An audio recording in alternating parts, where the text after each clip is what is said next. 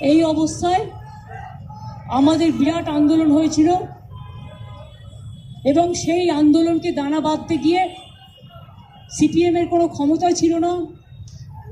সেদিন সেই আন্দোলন দমানোর, গণতন্ত্রের কণ্ঠরোধ করে তারা এমনভাবে গুলি চালিয়েছিল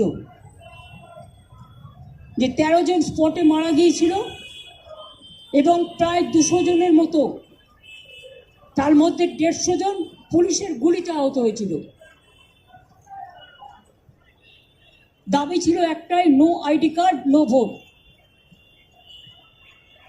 এবং সেশন নির্বাচন কমিশন হওয়ার পরে, তার আগে একজন অবজারভার হিসেবে এখানে এসেছিলেন, তিনি রিপোর্ট দিয়েছিলেন এবং সেই রিপোর্টের ভিত্তিতে এই no ID card, no vote এটা সেশনের সময় চালু হয়। তারপর থেকে মানুষ ভোট দেবার অধিকারটা ফিরে পায়।